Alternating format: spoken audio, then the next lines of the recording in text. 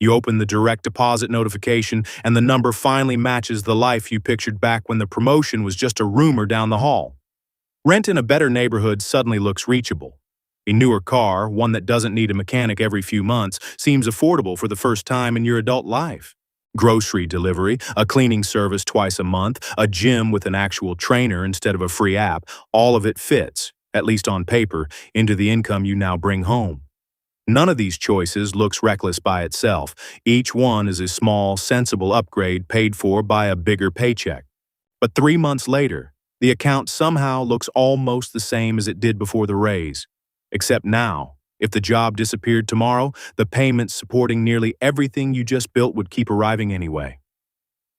To be clear about the word this story keeps circling, nobody here is officially poor.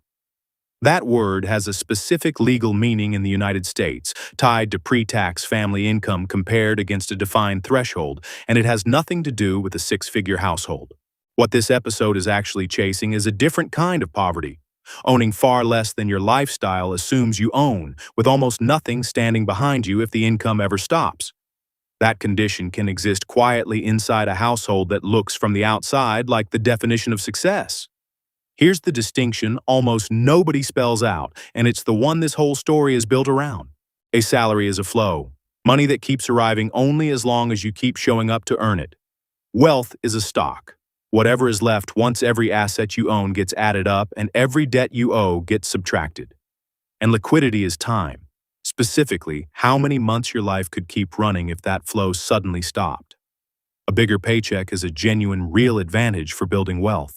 It also does something less obvious. It makes the market comfortable selling you bigger commitments, and it makes lenders comfortable letting you borrow more against a future that hasn't happened yet. Picture a treadmill built out of gold. The faster your income moves, the more elaborate a life it can carry. But every upgrade riding on that belt can also raise the minimum speed you now need just to avoid falling off it. None of this means income doesn't matter, because it clearly does, and pretending otherwise would be dishonest. In the Federal Reserve's most recent survey of consumer finances, families in the bottom fifth of income had a median net worth of around $14,000, while families in the top 10% had a median net worth above $2.5 million. Higher income is strongly connected to higher wealth on average across the entire country. So the real question this video is chasing isn't whether high earners tend to end up better off financially. They do, on average.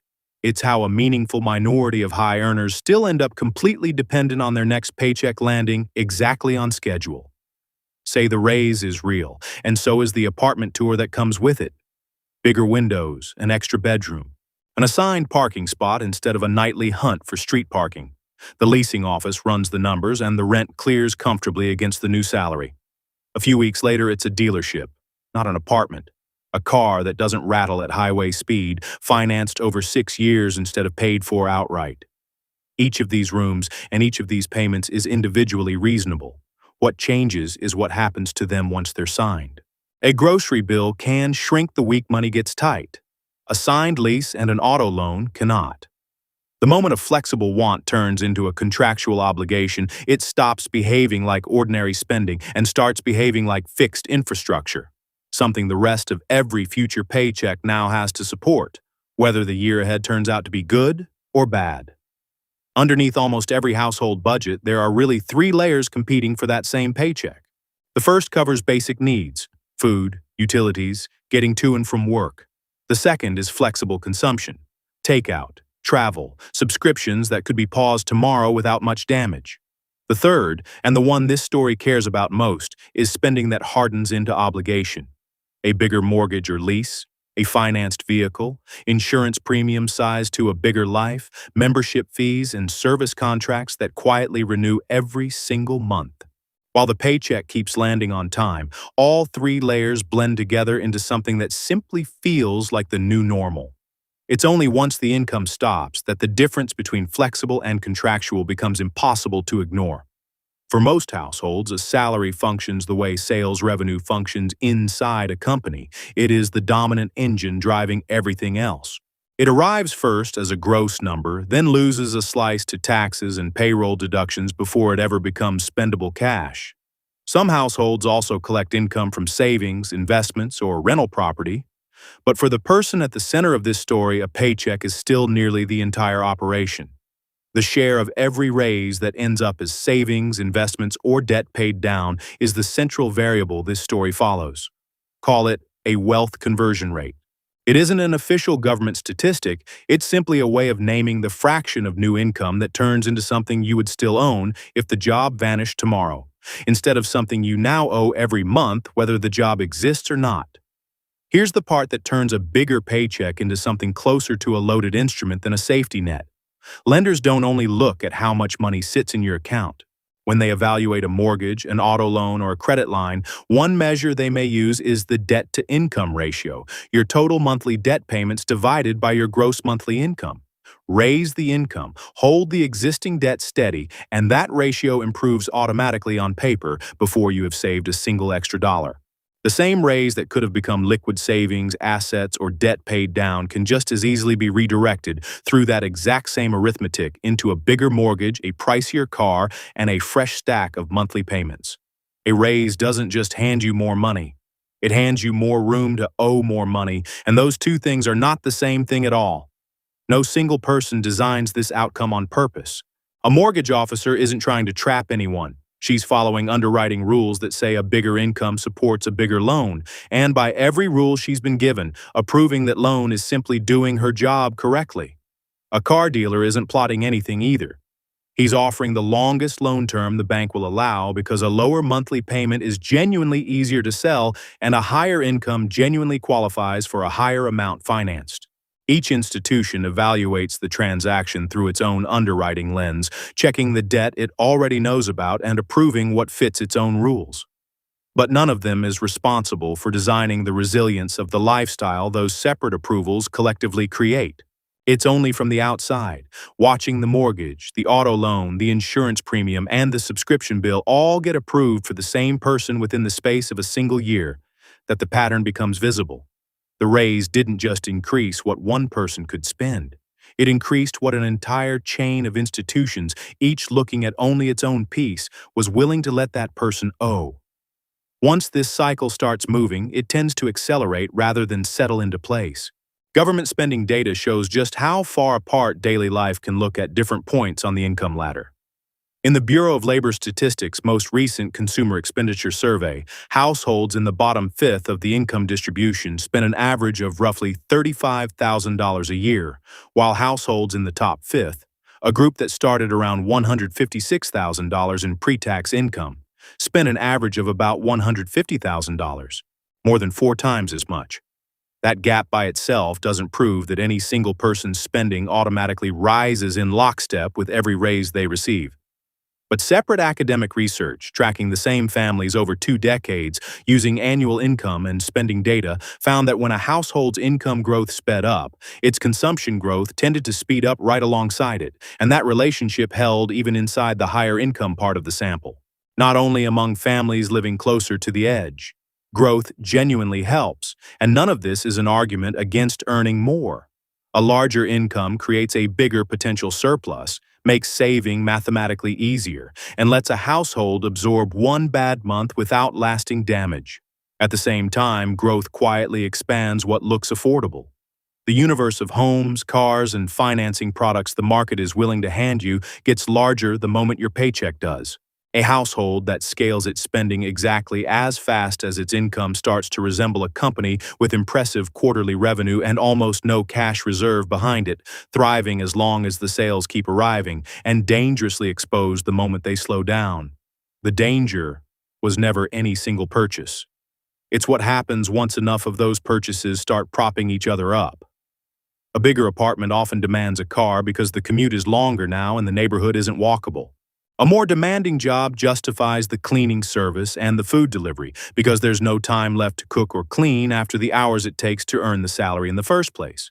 The gym membership becomes a way of coping with the stress the job itself creates. None of these decisions looks foolish in isolation.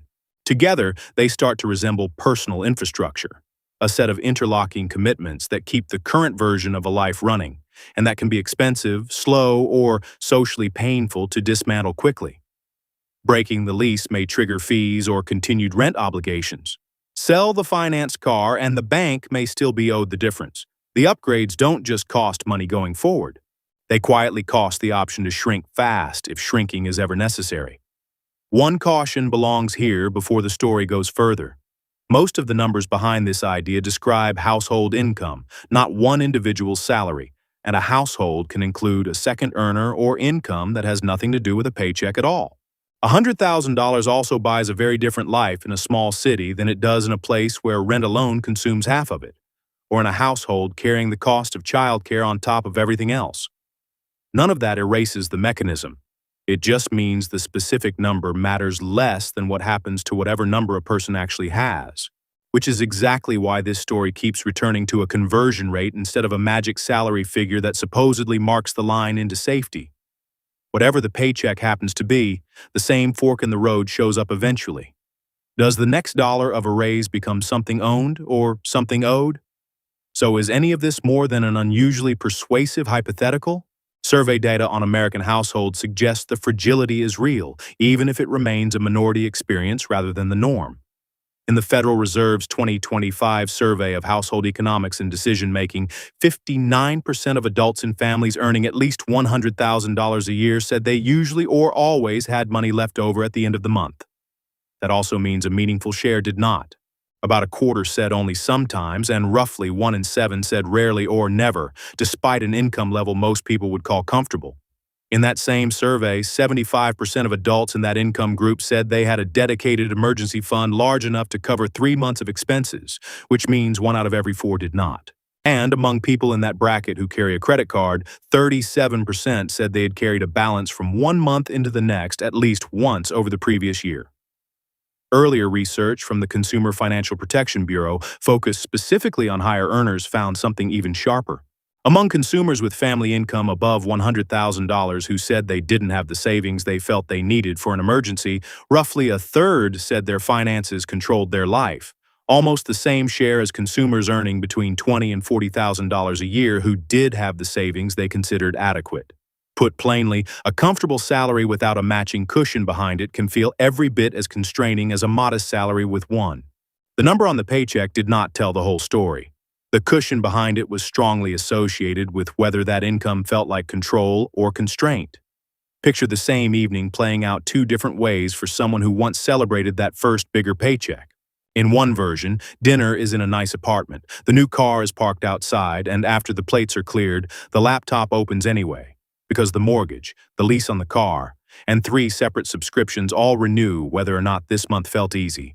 In the other version, the apartment isn't dramatically different, the car isn't dramatically newer, but a drawer somewhere holds a few months of expenses already set aside, and the calendar isn't full of payments with no flexibility in them. From across the street, both homes look almost identical. Only one of them has already decided what happens if the job disappears next month. Now run the test this story has been building toward. Imagine the paycheck simply stops arriving for 90 days. A layoff, a health scare, a company that runs out of runway before it runs out of ambition. The mortgage or the rent doesn't pause for any of that. The car payment doesn't pause.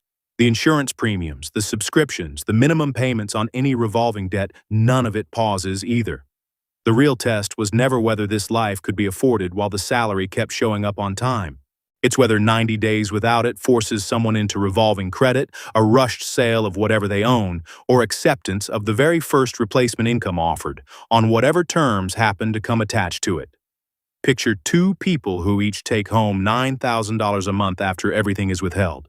The figure is purely hypothetical, a round number chosen to make the arithmetic easy to follow, not a claim about what anyone specifically earns or keeps after taxes in any particular state. The first person spends about $7,000 of that on rent, a car payment, insurance, subscriptions, and everyday living, leaving close to $2,000 a month to add to savings and investments, money that remains theirs no matter what happens to the job that produced it. The second person, working with that same $9,000, has stretched into a larger mortgage, 2 car payments, and a wider set of recurring services that together consume the entire $9,000, occasionally spilling over onto a credit card by month's end. Same income, same job title on a resume. One of them is quietly becoming wealthier every single month that passes. The other is running in place, and the ground underneath that treadmill is a paycheck that could disappear without warning. Now, let an ordinary shock land on both of them. Nothing dramatic, just an ordinary one. A layoff that takes 4 months to resolve, or a bonus that quietly disappears for a year. For the first person, savings and investments built up over time act as a genuine buffer. They can search for the right next role instead of the first one available, negotiate instead of panicking, and let the emergency fund absorb the gap while the mortgage and the insurance keep getting paid without drama. For the second person, those same 4 months force a very different set of choices. A credit card balance that grows a little more every week, a car that may need to be sold at a loss just to stop the monthly payment, and mounting pressure to accept whichever job appears first, regardless of pay or fit. Neither outcome requires a catastrophe. It only takes 2 or 3 ordinary pressures stacked on top of each other to turn one identical salary into 2 completely different lives. So the paycheck that once looked like a finish line was never actually a finish line. It was raw material, capable of becoming freedom or becoming obligation, depending entirely on what happened to it in the weeks after it landed. A high salary is a genuine, powerful advantage, and on average, it does raise the odds of building real wealth. Nothing in this story argues otherwise, but the number by itself proves nothing about what happens the month that paycheck fails to arrive. Go back to that first larger deposit, the one that felt like it had already settled the question of whether you'd made it. The figure on the screen never changed what it meant. What changed everything was what got built on top of it in the months that followed, either liquidity and ownership that would outlast the job, or a stack of payments that needed the job to keep breathing. A high salary can make the treadmill move faster. What survives each paycheck is what finally lets you step off.